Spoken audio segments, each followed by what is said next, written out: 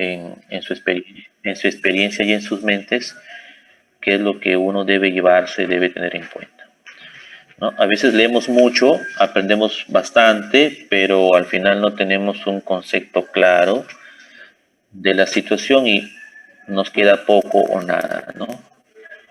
La idea de la exposición es esa, dar los puntos claves y, digamos, conocer lo básico de la situación que vamos a presentar, ¿no? Muy bien, ya tenemos 52, vamos a empezar, ¿no? De ahí vamos a admitir a los que estén ingresando. Muy bien.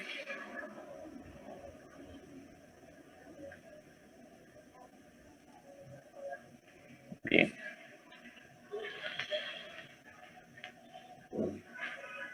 ...52 participantes, bueno. Bueno, el tema micosis pulmonar, ¿verdad?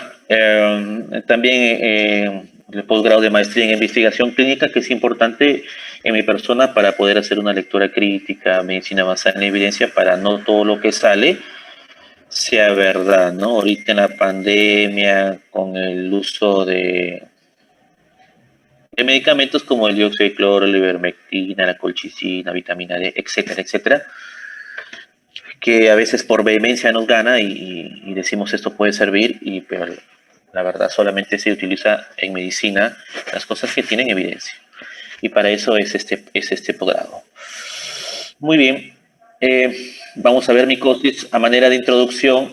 Vamos a enfocarnos también en las micosis oportunistas. La micosis en el paciente inmunodeprimido. ¿Por qué? Porque en el paciente que tiene su sistema inmune adecuado, esta presentación de enfermedad es difícil de presentarse, ¿no? Muy difícil, no es habitual en la clínica. Por lo tanto, las micosis, las infecciones fúngicas pulmonares, se presentan en pacientes cuyo sistema inmune está deprimido. Entonces, estas enfermedades son enfermedades muy graves y con una letalidad y mortalidad pues importante. Ya habíamos dicho que el deterioro de la respuesta inmune es el factor de riesgo principal mayor para el desarrollo de estas enfermedades.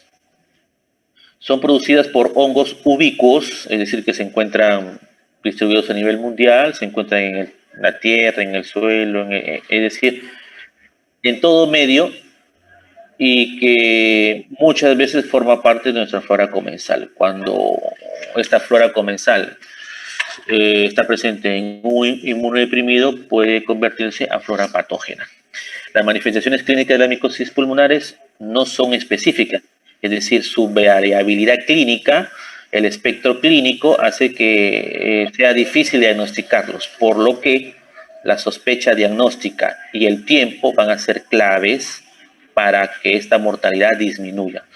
En estos pacientes, en estas enfermedades, cabe el término más vale en exceso que defecto por el bien del paciente, porque una demora en el diagnóstico y el tratamiento puede ser fatal. ¿De acuerdo? Muy bien. Muy bien.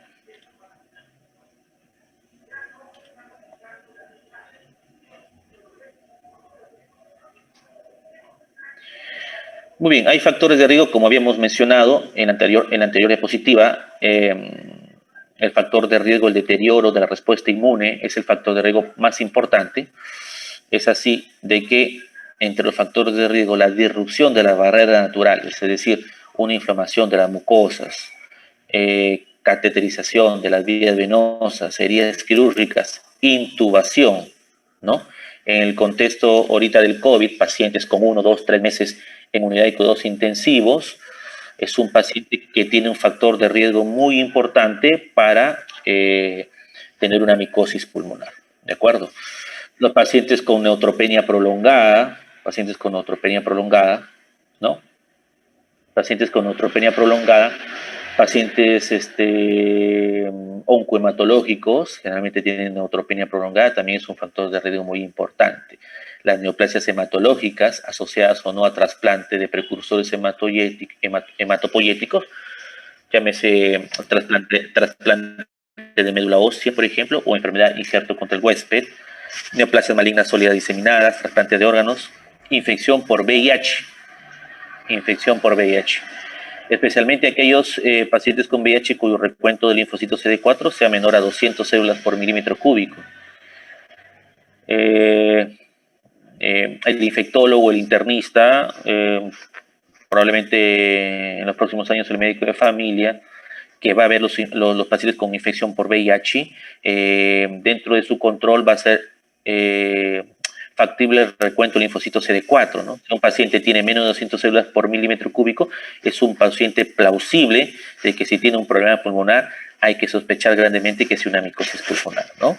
También tenemos las neumopatías crónicas, llámese POC, EPID, enfermedad pulmonar intersticial difusa, ¿no? Pueden ser factores de riesgo también, y sobre todo estas patologías crónicas que se asocian con corticoterapia, ¿no? Tanto endovenosa como inhalada, con ectivopatías, el AR, el ES, ¿no? Y fármacos inmunosupresores, principalmente corticoides. Principalmente corticoides. Y aquí sí, en el contexto de la pandemia, los corticoides, ¿no? Pueden hacer bien, pueden hacer mal, ¿no? Pero los corticoides disminuyen, alteran el sistema inmune, entonces hay que tener cuidado con los corticoides. En el contexto de la pandemia, pues el estudio Recovery, como saben ustedes, demuestra que los corticoides, un tipo de corticoide a cierta dosis por tantos días, disminuye la mortalidad en el paciente con hipoxemia. Pero al paciente que tiene hipoxemia no debe darle corticoides, sino debe dársele oxígeno.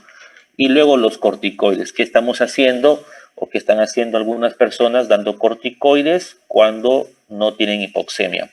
Hipoxemia, no sé si habrán llevado el seminario de AGA, creo que ha sido así crónico o no, no sé, pero en mi grupo la hipoxemia de acuerdo a la AGA es con la presión parcial de oxígeno menos de 80, ¿no?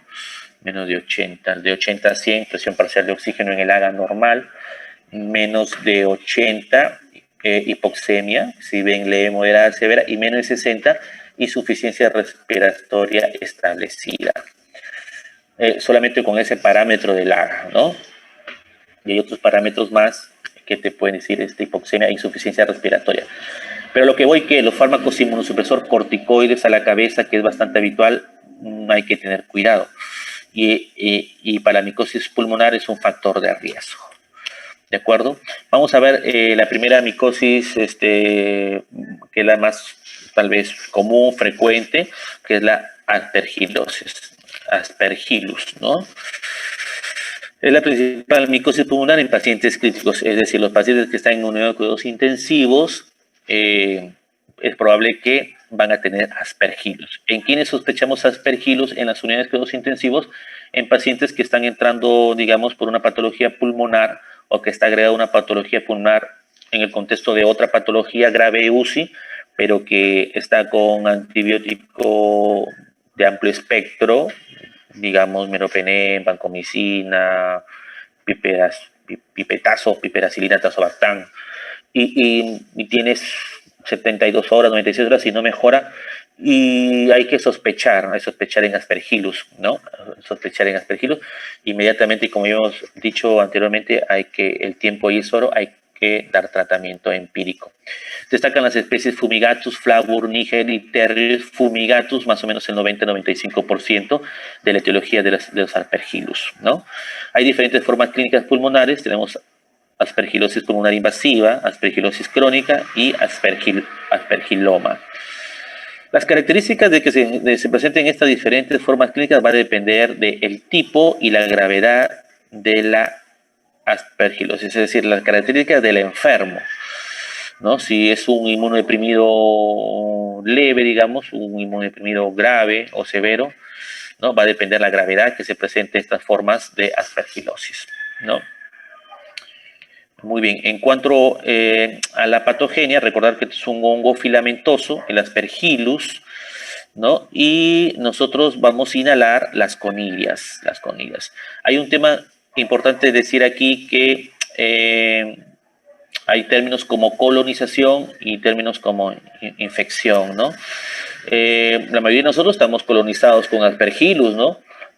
No sé, te vas a la biblioteca de Chiclayo, ojeas un libro viejo y estás inhalando Aspergillus. De repente te vas a una mini vacaciones al campo y estás en el granero de una chacra, algo, y también puedes inhalar Aspergillus.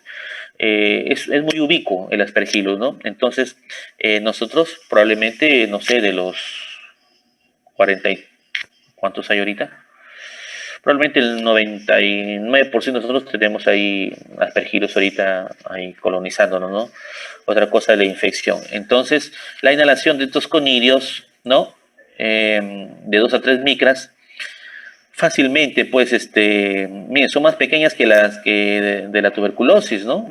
Ingresan primero a sistema respiratorio superior, van hacia sistema respiratorio inferior, y ahí va a haber una lucha. La primera línea de defensa van a ser los macrófagos alveolares, los neutrófilos, ¿no?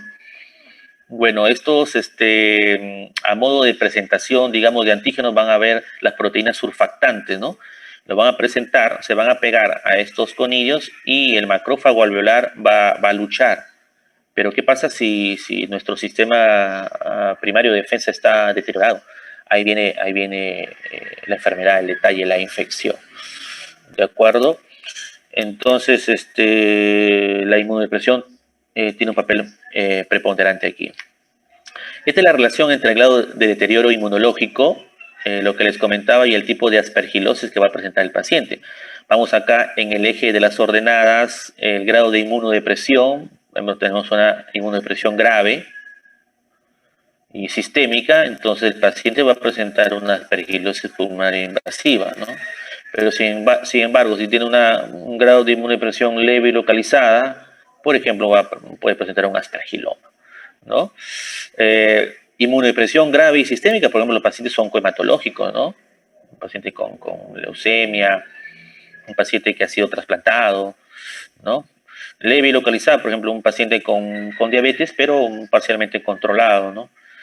Entonces, más o menos así es la relación entre el grado de deterioro inmunológico y el tipo de aspergilosis que puede presentar el paciente. Aspergilosis pulmonar invasiva tiene una mortalidad importante, más del 50%, y hay factores de riesgo mayores y factores de riesgo intermedios. Entre factores de riesgo mayores tenemos la neutropenia prolongada, clásico de los pacientes con enfermedades hematológicas tipo cáncer, ¿no? Trasplantes precursores hematopoyéticos, trasplantes de órganos sólidos, especialmente pulmonar y cardíaco, ¿no? El trasplante pulmonar en el país es muy escaso, casi nulo, del cardíaco sí muy limitado. Factores considerados intermedios, ingreso a UCI, todo paciente en UCI, en el contexto de la pandemia, que estamos viendo pacientes con 1 mes, 2 meses con el COVID ahí, el ingreso a UCI es un factor intermedio. El EPOC, la enfermedad pulmonar obstructiva crónica en tratamiento con corticoides inhalados o sistémicos, es un factor de riesgo intermedio. La quimioterapia y radioterapia y el estadio último del VIH, el estadio SIDA, ¿verdad? La aspergilosis pulmonar invasiva puede cursar con fiebre, tos, expectoración, hemoptisis, disnea y dolor pleurítico.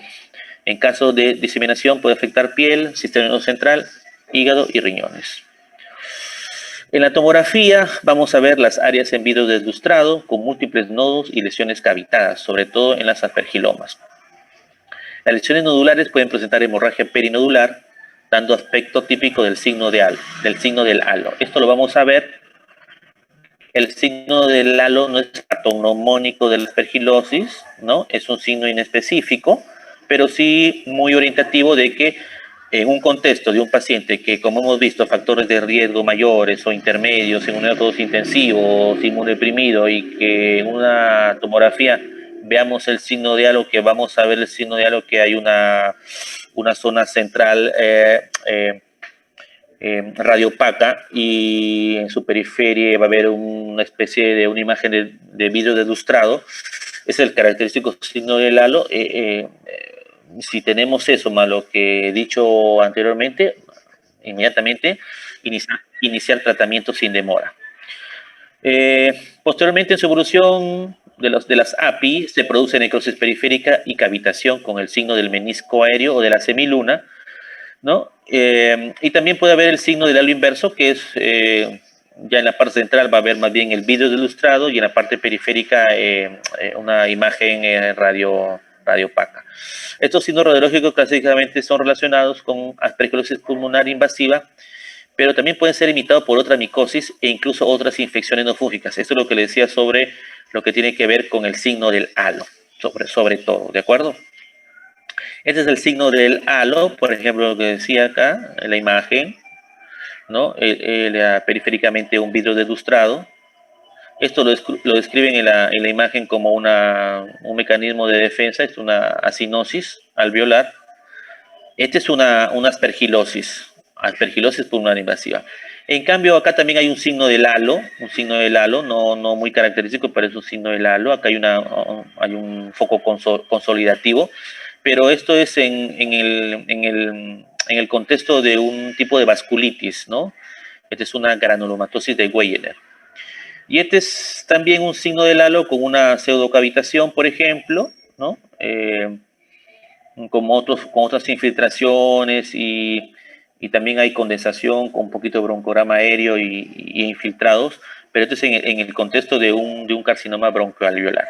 Entonces el signo de halo no es específico para aspergilosis, se pueden ver también en otras patologías. Esa es la intención, ¿no? Muy bien.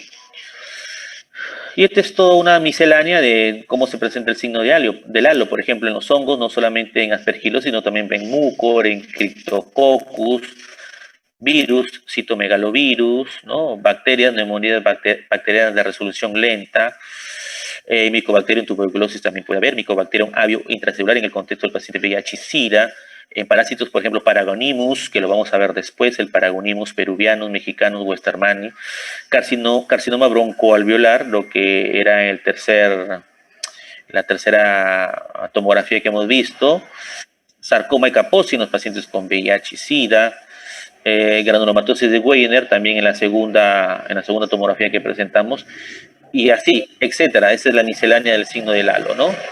También hay diferentes manifestaciones tomográficas, ¿no? Esta es la clásica, desde la radiografía se ve ya una imagen radiolúcida, ¿no? Que se comprueba en la tomografía y este es el signo de la semiluna, ¿no? Entonces, acá hay varios signos del halo infiltrados, ¿no? En el tema de un paciente con metástasis cáncer a nivel foco de cáncer de cuello uterino. Después hay cavidades también, ¿no? Diferentes enfermedades también, que no son partícipe de solamente de aspergilosis pulmonar invasiva. ¿Ya? Este es el contexto de las diferentes formas como se presenta una aspergilosis. Pacientes con cáncer, pacientes con vasculitis, pero que por ser inmunodeprimidos también se les asocia aspergilosis pulmonar invasiva. Los cultivos de esputo o lavado bronquioalveolar presentan ciertas limitaciones, ¿no? Y también tienen una especificidad subóptima por no diferenciar infección de una posible colonización. Habíamos hablado anteriormente que aspergilos, en gran mayoría de nosotros, está colonizando, pero no produciendo una infección. Entonces, estos pacientes van a estar en un estado crítico muy importante. Hacer un lavado bronquioalveolar va a ser muy difícil, ¿no? Esputo, igualmente, va a ser demasiado difícil a menos que hagamos un esputo inducido bajo aspiración, ¿no? Los hemocultivos carecen de rentabilidad diagnóstica por ser negativos incluso en formas graves diseminadas, ¿no? Entonces, a la práctica, ¿qué nos sirve? A la práctica nos sirve el galactomanano. El galactomanano es un componente de la pared celular del hongo y su determinación en el suero tiene una sensibilidad del 71% y una especificidad del 89% en pacientes oncohematológicos. En otra clase de pacientes se ha visto que la sensibilidad es un poquito menor y la especificidad también, pero a manera práctica, en el campo de batalla, como se dice, el galactomanano es muy importante. Entonces, haciendo resumen, tengo un paciente en unidad de cuidados intensivos, paciente oncohematológico, con SIDA, con EPOC, y ya hemos visto la tomografía, de repente vemos un signo del halo, pero no estamos seguros porque el paciente, su evolución es tórpida, no evoluciona bien con la antibiótico-terapia de amplio espectro, podemos pedirle un galactomanano en sangre y si es positivo, inmediatamente iniciamos terapia antifúngica, ¿de acuerdo? Obviamente la sensibilidad y especificidad va a aumentar el galactomanano no en suero, sino a través del lavado broncoalveolar, pero como ya les menciono, pues estos pacientes son críticos para introducir la fibroscopía, que lo hace el neumólogo o el luciólogo. Son pacientes que más es el riesgo que el beneficio, ¿no? Entonces, es limitado eso. El 1,3 beta de glucano también posee resultados similares al galactomanano, sin embargo es menos específico. ¿Por qué? Porque forma parte de estructuras de otros hongos como neumocistis, cándida. Por lo tanto, puede resultar positivo en otras micosis invasivas. No se usa en esta patología. Vamos a ver que en otras patologías sí es importante. Puede ser neumocistis, por ejemplo. La PCR en lavado broncoalveolar también tiene una sensibilidad y especificidad muy alta, pero en la práctica es difícil hacer. Siempre el gold estándar va a ser la biopsia, pero por lógica también va a ser bastante difícil. En cuanto al tratamiento, el de primera elección es el voriconazol, mientras que la anfotericina B liposomal es una alternativa. En la práctica, sobre todo yo que me formé en un hospital del Ministerio de Salud, la anfotericina B es lo que más damos a estos pacientes, ¿no? Segunda línea, el posaconazol y la cafonfugina. La duración del tratamiento mínimo es de 12 semanas o hasta la mejoría de los síntomas. Estos pacientes están 8 o 10 semanas, pero todavía continúan como mínimo 12 hasta más semanas con tratamiento en una unidad de cuidados intermedios o al alta, ¿no? El aspergiloma es otra forma clínica, es una bola fúngica compuesta por hifas, fibras, moco y detritos celulares desarrollado dentro del interior de una cavidad pulmonar preexistente. Generalmente pacientes con secuela de tuberculosis o neoplasias son los pacientes que van a tener más tendencia a formar un aspergiloma. Clínicamente tiene un curso asintomático. Generalmente se diagnostica cuando hay una hemoptisis masiva, grave, que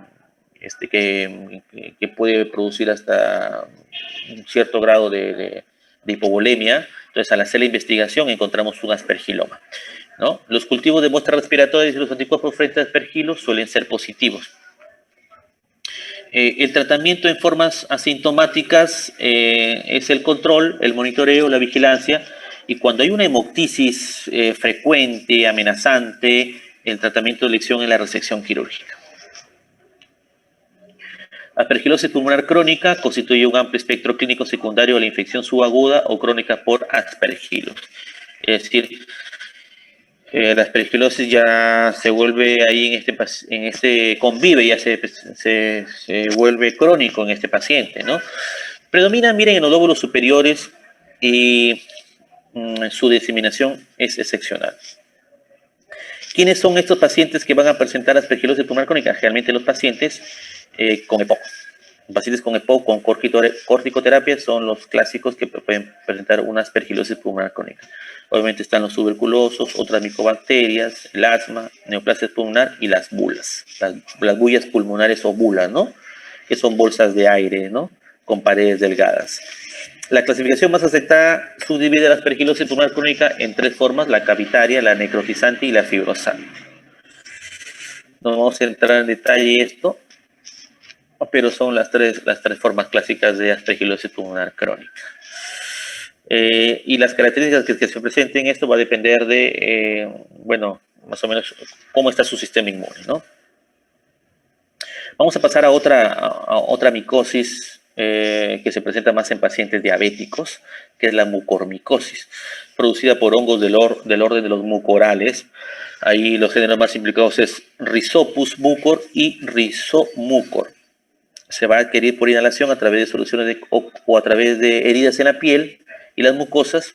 Produce rápida invasión vascular, es decir, tienen un tropismo vascular positivo. Les gusta estar cerca y complicar los vasos sanguíneos, produciendo trombosis, por ejemplo, y necrosis secundaria. Presenta factores de riesgo similares a la aspergilosis, pero la enfermedad, como les decía ahí, predominante que donde ataca un muco es la diabetes mellitus. Y también en los pacientes que usan desferroxamina, que es un quelante del hierro, aquellos pacientes que tienen sobrecarga férrica, ¿no? Entonces, hay que siempre sospechar en pacientes diabéticos mal controlados, en los que pacientes que llegan con cetoacidosis diabética, los pacientes que llegan con estado hiperosmolar,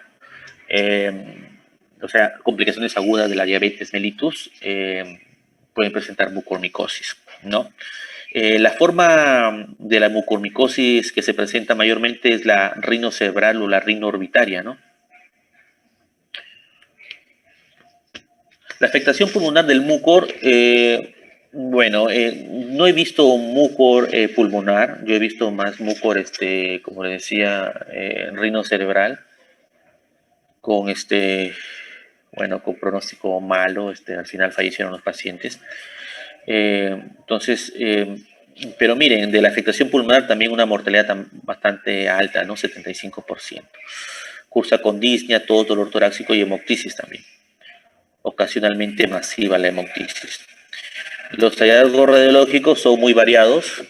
Van a haber infiltrados, nódulos, cavitaciones, atelectasias, derrame pleural, etc. Y también va a producir el signo del halo, pero más característicamente el signo del halo inverso. Hay un dato radiológico importante que si encontramos más de 10 nódulos y también asociado a efusión pleural, hay que sospechar en primer lugar mucormicosis que aspergillus, ¿no? El tratamiento, igual como la aspergilosis, también debe ser precoz inmediatamente. Y también acá tenemos que tener la ayuda de nuestros amigos los cirujanos para hacer un desbridamiento quirúrgico, porque si no, no hay una probabilidad de mejoría, ¿no? El tratamiento de la anfotericina B, ¿no? Y el posaconazol. Mayormente lo hemos tratado con anfotericina B.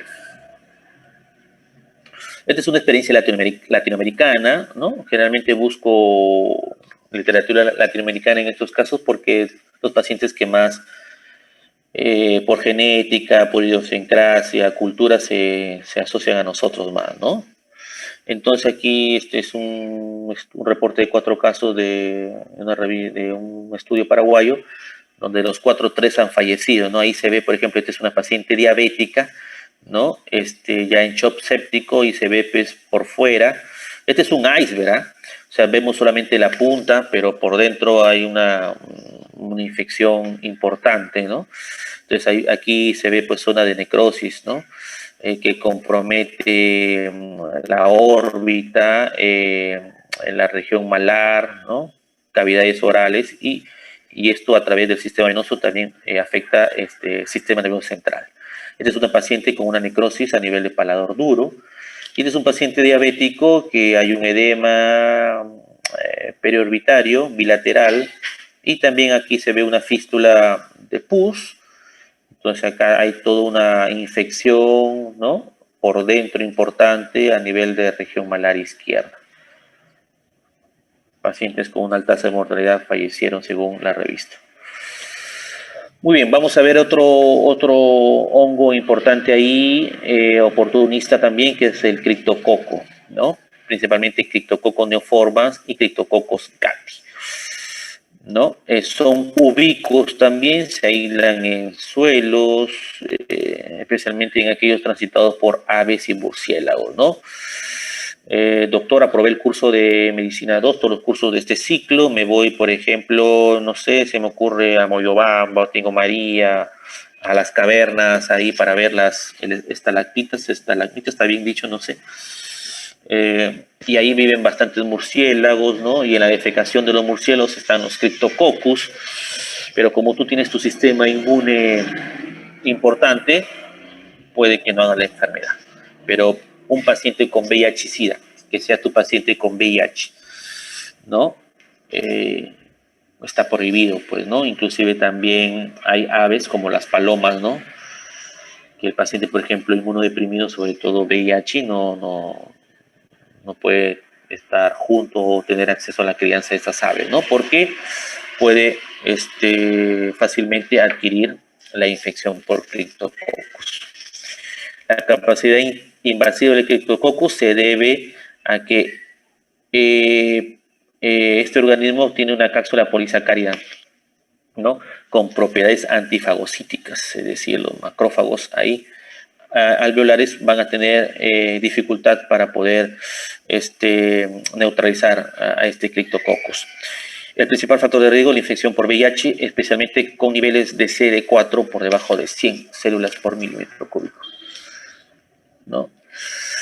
Yo, en mi experiencia, tampoco he visto varios pacientes con VIH, manejamos pacientes con VIH en la residencia también, pero no, bueno, al menos se nos ha pasado o no hemos visto criptococosis pulmonar. Lo que hemos visto es afectación del sistema nervioso central en pacientes con SIDA, ¿no?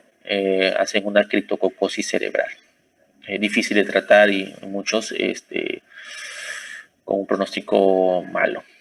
La criptococosis pulmonar se caracteriza por un cuadro febril, hay disnea, tos seca, sudoración nocturna y deterioro respiratorio progresivo, ocasionalmente fulminante. Bueno, esto es un poco un diagrama, un poco mayormente para hacer énfasis de, acá hay una palomita y donde hay criptococos neoformas en sus heces. Hay también criptococos gatti y neoformas, sobre todo gatti en los árboles, sobre todo de eucalipto, ¿no? Ahorita en el contexto de la pandemia nuevamente, ¿no? Hay personas que hacen inhalaciones, vaporizaciones con eucalipto, ¿no? Tener cuidado con criptococos gatti. Entonces, hay inhalación de estas levaduras secas, ¿no? Y a nivel del sistema respiratorio superior, van al inferior y los macrófagos alveolares van a tener pues dificultad porque contienen pues un polisacárido ahí que es difícil que lo pueda neutralizar este macrófago, ¿no? Por mecanismos un tanto no muy bien conocidos, se diseminan a nivel del sistema nervioso central, y aquí es en el paciente VIH donde encontramos esta patología frecuente, ¿no? Tenemos que hacerle un estudio de líquido cefalorraquídeo y encontramos a través de la tinta china estas imágenes, ¿no? Y hacemos el diagnóstico rápido de meningocefalitis por criptococosis cerebral en un paciente con VIH en estadio SIDA. Y empezamos a dar tratamiento inmediatamente y hablar con la familia porque el pronóstico es muy reservado. El patrón radiológico más habitual es de afectación nodular múltiple. Su presencia como colonizador no suele ser habitual, a diferencia, y acá un énfasis con lo que es Aspergillus. Les decía que Aspergillus, hasta un 90% de los que estamos en esta charla es habitual, más no el Cryptococcus. ¿De acuerdo? Entonces, por lo que su aislamiento en un cultivo de esputo o lavado broncoalveolar en el contexto de clínico es suficiente para el diagnóstico. Entonces, un esputo inducido, ¿no? Me puede servir para iniciar tratamiento, ¿no? Porque no va a ser como el Aspergillus, ¿no? Que es colonizador y me puede confundir que estoy ante una infección. En este no. Basta que esté en el esputo, es suficiente para decir que este paciente está con infección, porque es raro que esté como colonizador el criptococo. El estudio de líquido cefalorraquídeo a través de una aguja en el tercer, cuarto, quinto espacio a nivel de vértebras lumbares, ¿no? Extraemos líquido cefalorraquídeo y lo mandamos a la tinción de tinta china, ¿no? Eso es suficiente, en la práctica se hace eso, ¿no? La detección de antígeno de cultivo es un poco más limitado en nuestro medio. El tratamiento de las formas pulmonares ha sido poco estudiado y las principales recomendaciones se basan en la experiencia terapéutica de la afectación del sistema nervioso central, sobre todo en pacientes con infección por VIH. ¿Qué se da para el tratamiento? Fluconazol en casos leves o moderados por varios meses, ¿ya? Por varios meses. Esto es una imagen tomográfica de criptococosis pulmonar, ¿no? Esto es enmascarado en un contexto de una tuberculosis miliar, ¿no? Es un paciente con tuberculosis miliar que le dan tratamiento, ¿no? No mejora del todo y después cuando ya, digamos, se limpia, mejora del cuadro de la tuberculosis, hay unos infiltrados, ¿no? Que son compatibles con criptococosis. Nuevamente se dio tratamiento para la criptococosis y mejoró notablemente este paciente, ¿no? Sí se me está escuchando bien porque, bueno, Sí, doctor, sí se le escucha. Sí se escucha. No se escucha la bulla que hay, pues no se escucha la bulla que está pasando afuera, ¿no? Sí se escucha, pero más se le escucha a usted. Ok, gracias, seguimos. Muy bien, le decía pues este es un caso se trajo un caso de un paciente con tuberculosis miliar y la coinfección con criptococosis, ¿no? Al aplicar después tratamiento para tuberculosis, sale a reducir pues que había una coinfección también con criptococosis, ¿no? Vamos a ver un hongo también importante, que es el Pneumocystis jirovesi. El siglo pasado, en la pandemia del siglo pasado, que es el VIH-Sida, porque la pandemia de este siglo es el COVID, del siglo pasado es el SIDA, VIH-Sida. Los primeros reportes, cuando era estudiante, se hablaba de Pneumocystis carini, ¿no? Y bueno, y estaba catalogado como un parásito, pero bueno, ya después los estudios de micrografía electrónica, biología molecular, etcétera, determinaron que era un hongo, ¿no? Era un hongo. Generalmente lo tenemos, la mayoría de nosotros, desde la infancia, en las guarderías. Motivo de tesis, tú puedes hacer tu tesis en una guardería, para ver colonización de Pneumocystis, ¿no? Entonces, la mayoría de niñitos preescolares lo tienen. Pero el problema es con el paciente, sobre todo con el paciente VIH-Sida, ¿no? Cuando tienen un recuento de CD4 por debajo de 200. Ahí este hongo puede ser causa de mortalidad.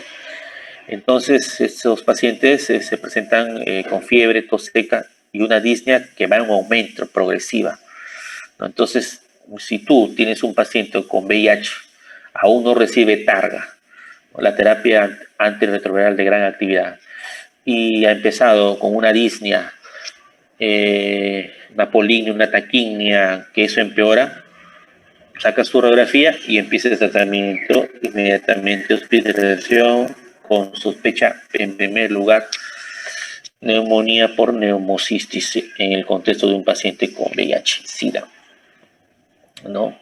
Mientras más rápido trates, hay posibilidad de mejoría. Hay que tener en cuenta que si no ha empezado el targa, hay que posponer ese targa, ¿no? Posponer ese targa por lo menos 1 o 2 semanas en las principales literaturas para evitar el llamado síndrome de reconstitución inmune.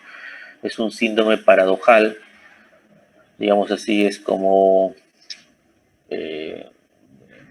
cuando se entiende, echarle más leña al fuego. Muchos pacientes no mueren de la misma neumocistosis, pero mueren porque se activa este síndrome paradojal, que es el síndrome de reconstitución inmune. Por lo tanto, moraleja, hay que posponer. Igualmente también cuando el paciente le descubrimos TB, ¿no? Son ABC de la infectología, ¿no? Bueno, la radiografía puede mostrar infiltrados intersticiales bilaterales difusos, generalmente es parecido a lo del COVID, ¿no? Encuentras infiltrados bilaterales difusos, tipo en vidrio deslustrado. La tomografía define mejor las áreas bilaterales del vidrio deslustrado y posibles neumatoceles y neumotoras por destrucción del parénquima local. Y aquí, mire, sí es importante el 1,3 beta de glucano, ¿no? A diferencia de las pergilos, que era el galactomanano, ¿no? Muy bien. No se puede cultivar el neumocistis, por lo que, bueno, hay otras pruebas también ahí que se pueden emplear, el esputo inducido. Hablando de esputo, y pregunta para un poco despertar, porque estamos en la marea ácida o marea alcalina. ¿Ya llevaron gastro o no? Marea alcalina. Marea alcalina. Perfecto, muy bien, aprobados en gastro entonces. Entonces, a mi grupo de práctica, ¿qué condiciones mínimas debe tener un esputo para que sea leído y bien interpretado? Voluntarios, déjenme bien, por favor, chicos, ¿eh? ¿Tiene que estar seriado? No.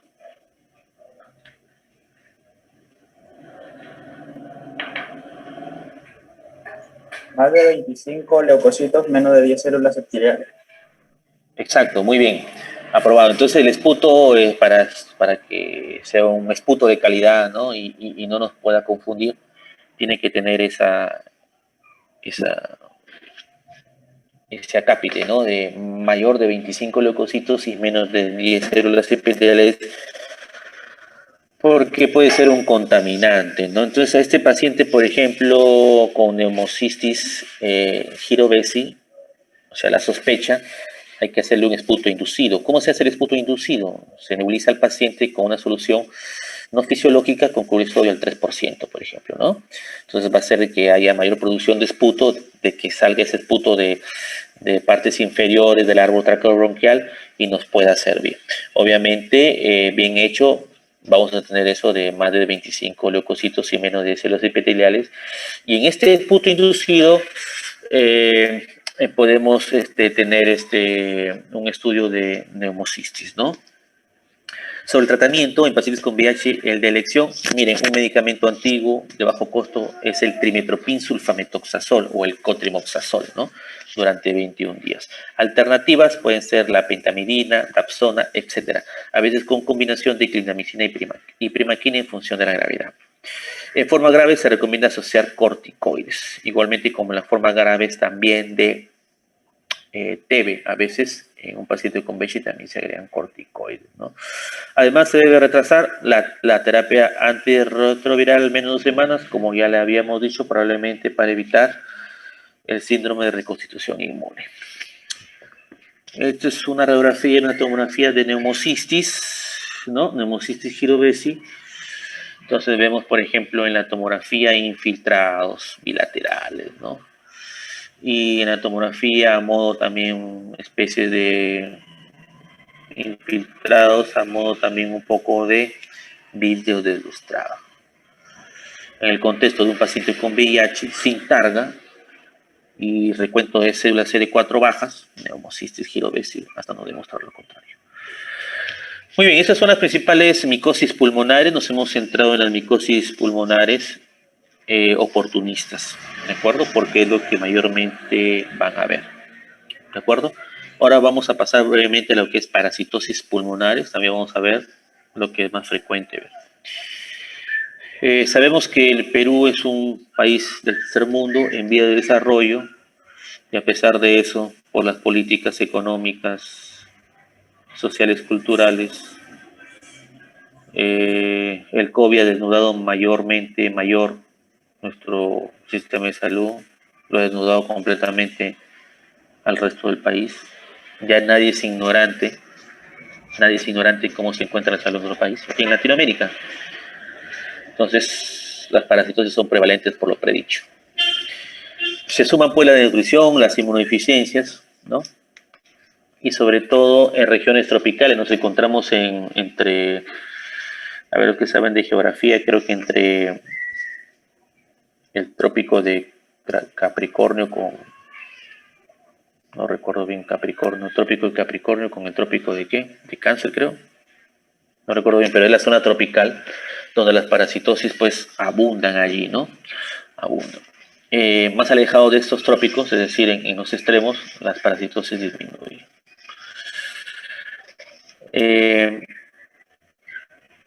Punto aparte de decir pues que Latinoamérica y sobre todo el Perú pues somos expertos en TB, ¿no? Somos expertos pues en dengue, somos expertos en cisticercosis, somos expertos en parásitos.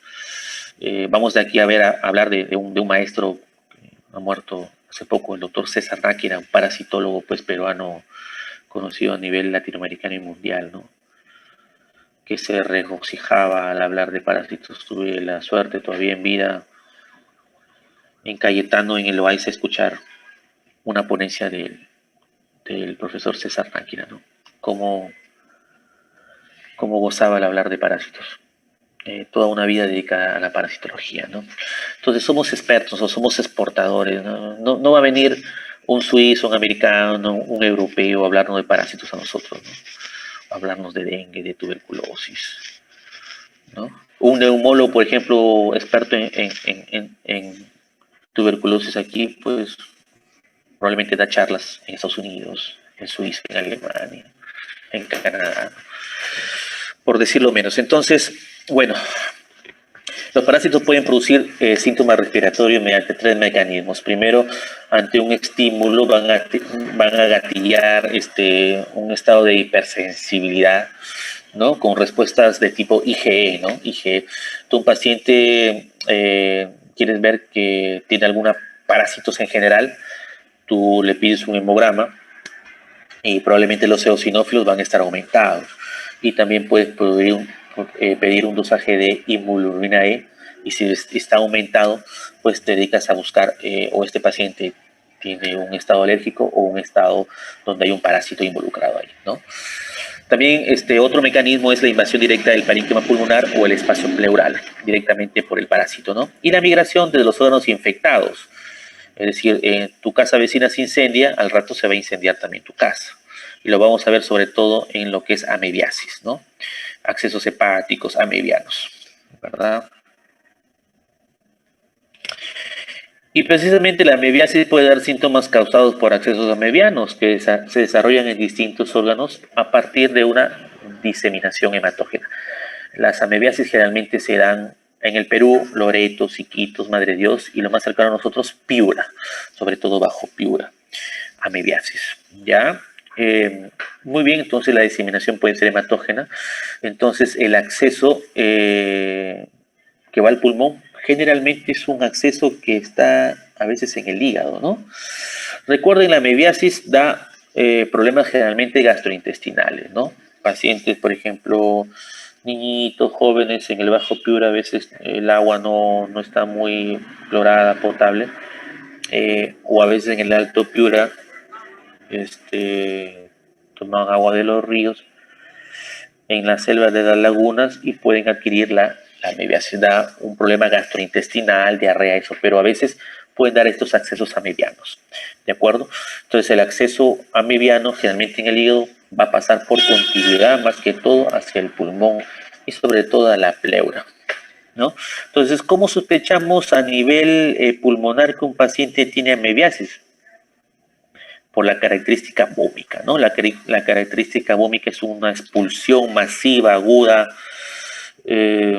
parcialmente grave de un contenido, pues puede ser un contenido purulento, un contenido de sangre, un contenido de cualquier fluido, pero esta vómica es de aspecto achocolatado, ¿no? Es característica de la amebiasis, ¿no?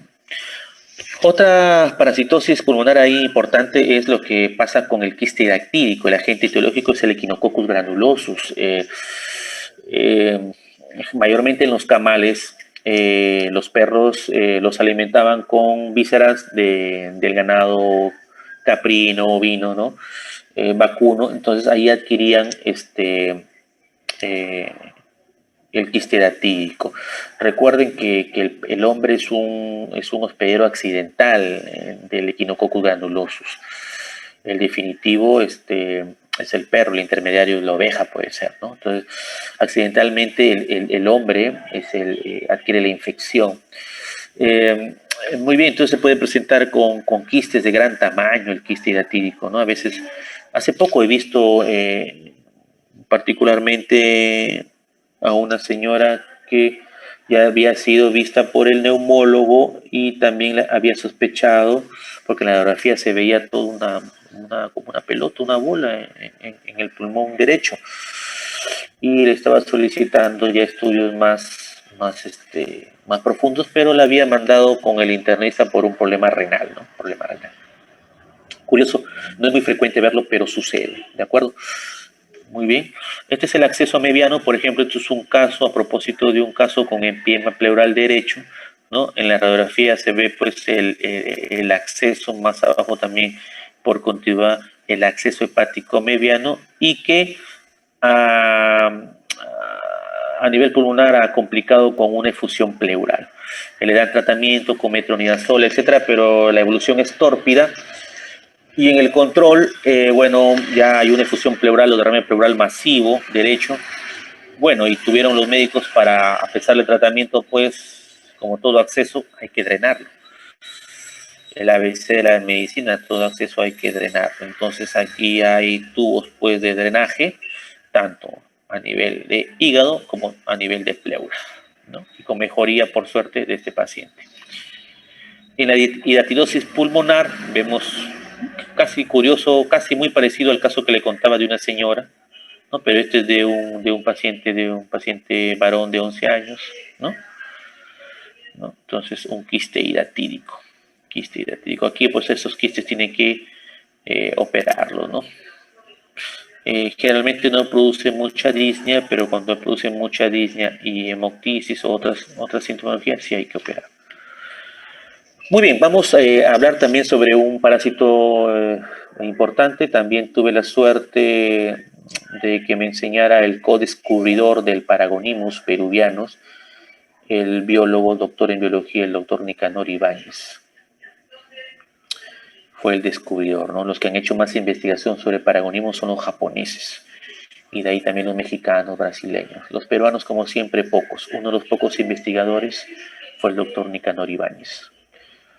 Bueno, es una zoonosis de transmisión alimentaria causada por un tremátodo del género Paragonimus. Se estima que afecta a 22 millones de personas. Mayormente el género y especie es el Paragonimus westermanis, pero hay peruvianos, mexicanos, etcétera, ¿no? Para los futuros colegas que van a hacer sus serums en la Sierra Liberteña o en las periferias de Cajamarca, aquí es bastante común el Paragonimus. La paragonimiasis es bastante común, ¿verdad? Entonces, ¿qué pasa aquí? En los ríos generalmente hay unos cangrejos de río y los pobladores aledaños pues consumen a manera de ceviche o cangrejo de río, pero no lo cocen bien, digamos, cabe el término. Entonces, las metacercarias, que es un estado evolutivo del Paragonimus, van a entrar al tracto gastrointestinal, ¿no? Entonces, hay dos huéspedes intermediarios. Primero es un molusco, un caracol de río, ¿no? En forma de una cercaria, luego un crustáceo de agua dulce, un cangrejo metacercaria. Y el huésped definitivo es el ser humano o algún mamífero carnívoro, ¿no? El periodo invasivo del parásito suele pasar desapercibido, ¿no? ¿Qué importante es con esta patología? Que es muy confundible con una tuberculosis, ¿no? Porque estos pacientes también pueden producir hemoptisis, ¿no? Entonces, pero a diferencia de los pacientes con tuberculosis, esos pacientes lucen bien, ¿no? El paciente con tuberculosis generalmente es un paciente malnutrido, con baja de peso, sudoraciones nocturnas, etcétera, ¿no? Estos pacientes, no, al contrario, están aparentemente bien nutridos, bien alimentados. Y uno tiene que ver, pues, de dónde viene, ¿no? De dónde viene, pues, ¿no? No sé, se me ocurre, por ejemplo, no lo sé, se me ocurre, no sé, de repente, y con todo respeto, ¿no? Alguien de repente, su familia ahí, se me ocurre ver, no sé, de una zona de Cutervo, pues,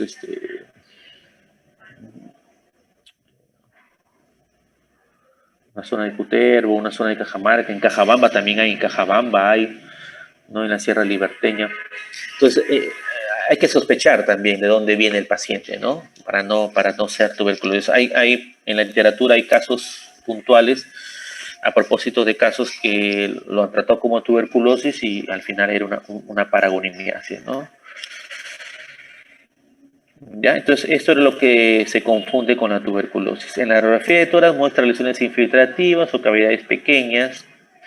En raros casos puede haber una similitud, un panal de abejas, ¿no? Y suelen observarse con más frecuencia en las bases o tercio medio de los pulmones, a diferencia de la TB que mayormente es en el pulmón derecho en porciones superiores o ápices, ¿no? Los exámenes incluyen la búsqueda de huevos de paragonimos en el esputum y en las heces mediante el método de sedimentación rápida. Esto es lo más habitual. Las otras pruebas son un poquito difíciles de hacerlas, ¿no? Y por suerte hay una droga antigua, uno de los primeros parasitarios, el praziquantel. El praziquantel todavía es efectivo para el paragonimus peruvianos, paragonimiasis, ¿no? Muy bien. Entonces, esto es lo que en la revista Diagnóstico el profesor César Naki era un estudioso de todo lo que es parásitos y no es exento la paragonimiasis, ¿no? Para demostrarte con foto, ¿no? Que estos son en los ríos, ¿no? De la Sierra Liberteña y alrededor de Cajabamba, Cajamarca, encuentran estos caracoles de río, los Auropyrius colombiensis, ¿no? Es el primer hospedero intermediario. Y tenemos el cangrejo, diferente del cangrejo de mar, el cangrejo de río, el Hippolobosera chilensis, el segundo hospedero intermediario. Entonces, el poblador andino es el que consume este cangrejito, ¿no? Y se infecta del parásito. Muy bien, vamos a pasar rápidamente también a lo que son enfermedades respiratorias ocupacionales, ¿no? También vamos a dar lo más frecuente. A manera de introducción, decirle de que de un tiempo aparte, pues ya hay la especialidad en medicina ocupacional y también hay maestrías en medicina ocupacional. En mis tiempos, cuando yo egresé, la medicina ocupacional pues estaba en pañales o no existía, ¿no? Ahora está muy de moda, de muy auge, es muy importante y muchos colegas se inclinan a ese trabajo y a esas líneas de investigación porque hay mucho por investigar ahí también, ¿no? La OIT y la OMS, es decir, la Organización Internacional de Trabajo y la Organización Mundial de Salud, tienen puntos muy pertinentes y directivas y directrices internacionales aplicadas para que haya siempre un médico ocupacional en las grandes empresas, ¿no?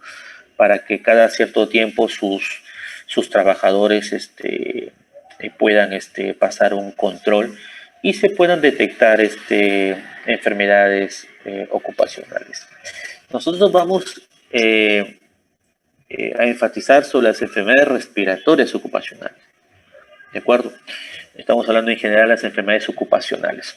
En nuestro quehacer, nosotros como yo, trabajador de salud, y ustedes en los próximos años también trabajadores de salud, y hablando con una patología prevalente, la tuberculosis dentro del hospital o centro de salud también podría catalogarse como una enfermedad respiratoria ocupacional, pero no lo vamos a tocar porque tengo entendido que y el énfasis y se dirige bajo otra óptica, pero la tuberculosis también puede entrar como una enfermedad respiratoria ocupacional en el contexto de un médico, una enfermera, un laboratorista o un personal técnico que trabaja en los hospitales. Desde ya les voy diciendo pues que muy pocos hacen cosas por nosotros debemos cuidar personalmente por nosotros mismos y nuestras familias. Y son importantes pues, por ejemplo, los respiradores, los N95, ¿no?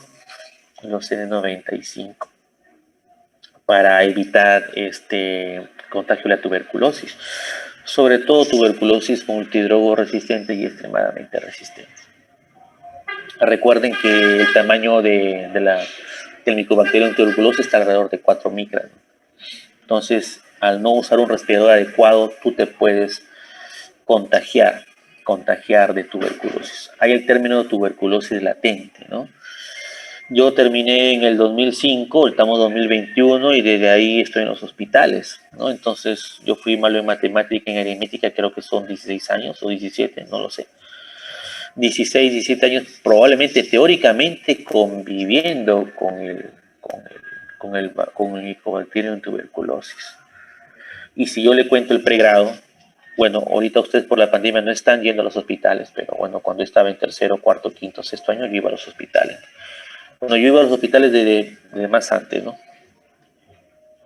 Entonces, bueno, yo estimo unos más de 20 años conviviendo con el bacilo tuberculoso, con Mycobacterium tuberculosis.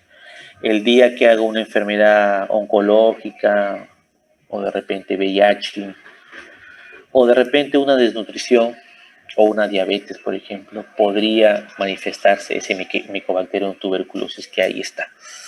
Ahí está, que mi sistema inmune lo tiene por ahora arrinconado contra la pared, como se dice. Entonces, moraleja para ustedes, yo sé que en esta pandemia los respiradores N95 han desaparecido, pero yo me he formado con respiradores N95, ¿no? Con respiradores N95. Entonces hay que cuidarse. Esta pandemia pasará, conviviremos un par de años con la pandemia, pero de ahí volveremos otra vez a lo habitual y hay que cuidarse, ¿no? Hay que cuidarse sobre todo por la TB porque es endémica y podría caer dentro de una enfermedad respiratoria ocupacional. Y eso se traslada a los demás virus, pues, ¿no? A los demás virus. A los demás virus, porque van a venir otros virus más. Van a venir. Muy bien. Entonces vamos a hablar sobre una enfermedad respiratoria ocupacional importante como es la silicosis. La silicosis es la enfermedad respiratoria ocupacional más prevalente en los países subdesarrollados. ¿Ya? No hay registros, pero en Estados Unidos se estima que ocurren entre 3.600 y 7.300 casos anuales. Se relaciona más la silicosis con el trabajo en las minas. Y nuestro país es un país minero por excelencia. Es un país minero por excelencia. Entonces, la silicosis es muy prevalente en el país, solo que no hay estudios, no hay una data importante para esto. Ya. Existen otros trabajos, ¿no?, que también se ha descrito exposición al sílice, ¿no? La enfermedad es producida por inhalación y depósito de otras partículas en suspensión. Este gatilla una reacción inflamatoria que lleva a la cicatrización y a la fibrosis. ¿De acuerdo? Entonces vamos a tener en términos didácticos y fácil un paciente que a lo largo de los años va a producirse como una especie de una enfermedad pulmonar intersticial difusa, un tipo de fibrosis. Entonces no va a haber un tejido pulmonar que va a haber una buena ventilación, perfusión. Por lo tanto, los pacientes van a entrar en insuficiencia respiratoria crónica progresiva y al final estos pacientes van a terminar con oxígeno domiciliario y al final pues fallecen, ¿no? Actividades laborales vinculadas al desarrollo de la silicosis, no solamente las minas, por ejemplo, hay minería del metal y carbón, ¿no? Ahí cabe el término antracosis. Hay el término, le dan el término también neumoconiosis, ¿no?, que también a veces es indistintivo de la silicosis, ¿ya? Pero en lo que es carbón, van a encontrar también el término de antracosis. Entonces, también en el país, sobre todo el siglo pasado, había muchos trabajos donde había bastante población que tenía contacto con el carbón, ¿de acuerdo? Y hay otras más ya modernas y en este siglo, ¿no? Los artesanos del vidrio, los artesanos de baldosas y cerámicas, los laboratoristas dentales, también tienen riesgos, pero mucho menor que un trabajador que trabaja en las minas, en socavón, como se dice, ¿no? En las etapas avanzadas del parénquima pulmonar se retrae y pueden aparecer grandes conglomerados de parénquima pulmonar fibrosado. Es decir, como decía, al final tenemos una fibrosis pulmonar, ¿no? La enfermedad es asintomática, en los inicios es asintomática, ¿no? Los primeros años, 5, 10 años, pero a partir de los 10 años hacia adelante, ya el paciente va a presentar síntomas, ¿no? Y el síntoma predominante es la disnea progresiva, la tos, ¿no? Sobre todo tos nocturna. Son frecuentes las infecciones ¿no? En forma muy similar a lo que ocurre en los pacientes con EPOC. Recuerdo que estos pacientes generalmente con EPOC y enfermedades parecidas pueden hacer alteración de la arquitectura pulmonar, del parénquima, hay también bronquiectasias, que son una especie de dilataciones, ¿no? Del árbol bronquial. Entonces, ahí hay todo un sustrato para que se presenten las infecciones. Y sobre todo el agente etiológico común allí es la pseudomonas. A la pseudomonas le gusta vivir en las bronquiectasias, ¿no? Entonces hay que tener en cuenta en estos pacientes. La silicosis no tiene un tratamiento específico, igual como la CEPID, igual como la fibrosis, no hay un tratamiento actual. Entonces lo que tenemos que evitar es la enfermedad, la prevención. Hay que tener en cuenta un detalle importante, que la silicosis se relaciona mucho con tuberculosis y cáncer pulmonar, ¿no? Esta es una radiografía de silicosis donde encuentran unos nódulos que yo justo los veo, ¿no? Y un infiltrado bilateral ya que con una compatibilidad esto con una fibrosis pulmonar en radiografía. Aunque la fibrosis pulmonar, mayor especificidad es a través de una tomografía, ¿no? Pero bueno, esta es una revista donde ponen un ejemplo de silicosis a través de una radiografía.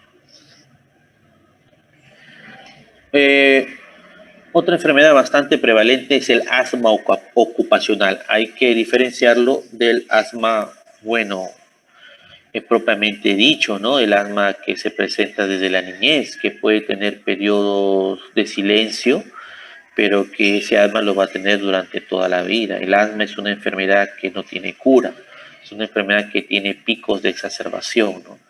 Pero que en su mayoría, por no decir en su totalidad, vamos a presentarlo desde la niñez. Esto es diferente, no es un paciente que entra a trabajar en un sitio donde hay generalmente un alérgeno, una sustancia irritante, contaminante, y le produce una reacción que tiene que ver también con inmunoglobulina E, ¿no? Entonces, si sospechamos un paciente que ha entrado, digamos, a laborar, se me ocurre una peluquería, ¿no? Y se le ha despertado una tos, sibilantes, a menudo va a la sala de urgencias a que lo nebulicen. Entonces, no es un asma propiamente dicho, es un asma ocupacional, ¿no?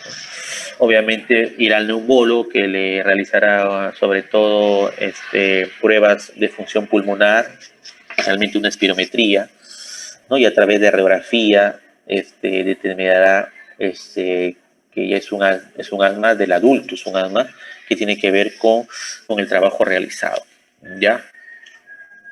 Entonces, hay algunos agentes etiológicos ahí que se han podido diferenciar en agentes de alto peso molecular y agentes de bajo peso molecular, ¿no? Por ejemplo, los de bajo peso molecular, ¿no? El polvo de madera, los acrílicos, los productos de peluquería, ¿no?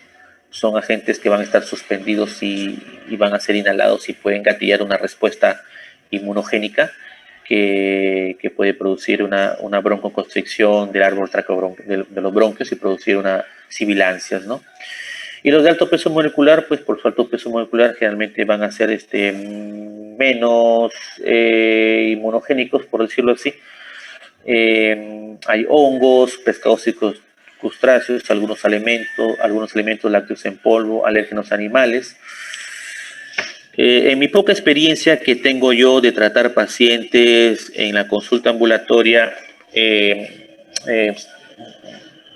recuerdo una señora que había sido vista por varios colegas, la mayoría, por no decir todos, habían dado con el diagnóstico, pero la señora quería que un internista que le diga la verdad. Y por ahí mencionaron a mi persona, fue a mi consultorio, entonces le dije, los colegas ya han avanzado bastante y ya usted más o menos le han dicho qué es lo que tiene, pero doctor, entonces ya un colega le había pedido una tomografía, no se lo había hecho, Ya un neumólogo le había pedido una espirometría, no se lo había hecho, pero estaban sospechando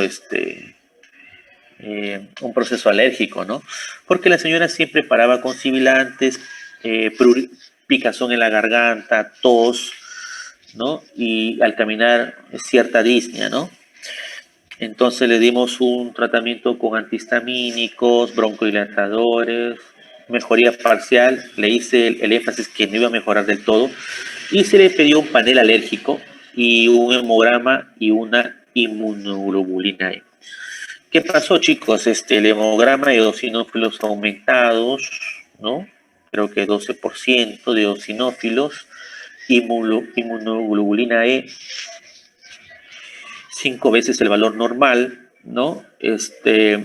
Y el panel alérgico le salió, el panel alérgico, una respuesta alérgica a el epitelio del gato y al ácaro del polvo. Entonces esta señora me comenta y me confiesa que sí, vive en una casa vieja con bastante humedad y que los gatos bajan en la noche, ¿no? A comer lo que queda en la cocina, en el patio, y que ella le gusta la limpieza y siempre para limpiando su casa. Se le dio algunos consejos básicos, ¿no? Y que siguiera con sus antihistamínicos y bronquiolitis, que hay una mejoría de un 70-80%. Está contenta la señora. Queda todavía a la expectativa de que vaya al neumólogo a hacerse su espirometría y también su tomografía para ver si hay un grado también de fibrosis, porque al escucharla también había probablemente signos que podría también la señora presentar cierta fibrosis, ¿no? Muy bien, entonces hay que sospechar siempre, ¿no? Mi sospecha fue porque ya lo habían visto varios colegas. Muy bien. Otra enfermedad es relacionada al asbesto. Por fortuna, el asbesto. El asbesto es una mezcla de como 5 o 6 minerales, ¿no? Que tienen como característica ser un material resistente, que es utilizado para la construcción, para estar amigable con el calor, etcétera, ¿no? Pero actualmente no se está usando porque ya hay estudios tipo casos y controles retrospectivos y de cortes, que hay una relación importante entre el asbesto y algunos tipos de cánceres, ¿no? Entonces, como es una sustancia carcinogénica y está en desuso, inclusive en algunos países está prohibido utilizarlo, ¿no? Esto comenzó, por ejemplo, como es amigable con el calor, algunos trajes de protección y algunos escudos de protección fueron con los primeros bomberos, ¿no? Porque había resistencia al calor. En nuestro país, en algún momento se utilizó en la montaña, en otros sitios, porque los materiales de construcción que se hacen con esta sustancia son resistentes, ¿no? Son durables, son manejables. Pero ya en el siglo XXI es muy poco el contacto, la relación con este material. Sin embargo, todavía hay que tenerlo presente porque todavía hay casos y que se ha relacionado hace años con esto, ¿no? Entonces, puede ser aspirado, deglutido o tomar en contacto con la piel, siendo la principal vía patogénica la inhalación del asbesto, ¿no?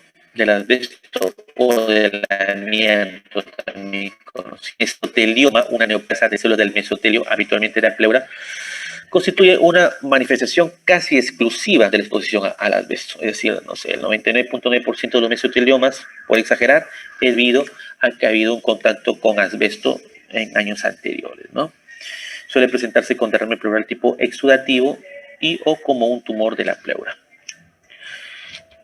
Y aquí hemos clasificado la pleura y el pulmón en, bueno, patologías benignas y malignas. Obsérvese en la pleura el mesotelioma, ¿no?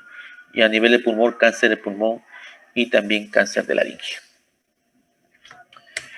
Muy bien, y ahí, bueno, estoy yo o ustedes dentro de unos años, pues, ¿no? Con un montón de libros, bueno, ustedes con con internet, con separatas, guías, ¿no?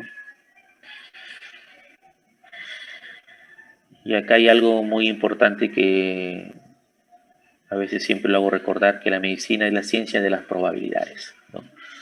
A veces al WhatsApp nos escriben, ¿no? A usted les va a pasar, es la era del WhatsApp. Dicen, no me saludan, ni siquiera me dicen, doctor, buenas tardes. No, o sea, doctor, ahí les mando mis análisis de mi tía, por ejemplo. Me mandan como 50 análisis. Y al final me dicen, doctor, ¿cuál es su diagnóstico? Entonces, bueno, cuando estoy de buen humor, trato de decirles que así no se trabaja, que quién ha indicado eso, aunque sea cómo se llama su, qué edad tiene, de que cuáles son sus comodidades, etcétera, etcétera, etcétera, ¿no? Entonces, diagnóstico a veces es muy difícil de hacerlo en medicina. Yo siempre a mis internos, de mis alumnos, les digo, cuando pasen visita conmigo, son impresiones diagnósticas o problemas de salud. Conmigo, yo no hago diagnósticos. Hago impresiones diagnósticas o problemas de salud. ¿Quién es este, muchachos? ¿Alguien sabe qué es? ¿Quién es?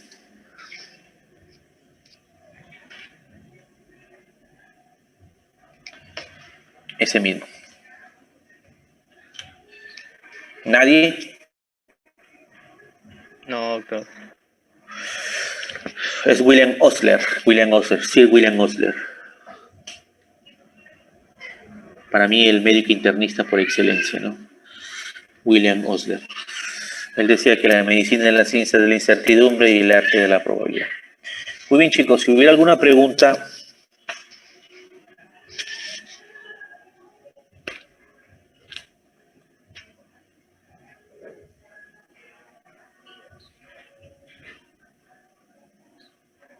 ¿Cuántos hay? 56.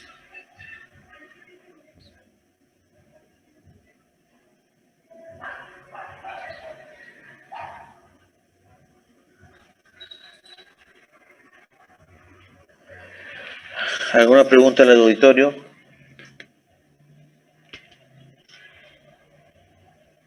Pregunten.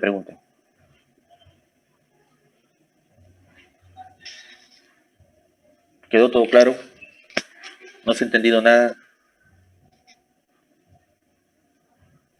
Sí, está claro, doctor. Ya. Muy bien, bueno, he estado viendo que no se olvide la teoría de las tres, los chicos. Ya. Bueno, estoy viendo en la parte teórica, en neumología, solamente me ha tocado este tema.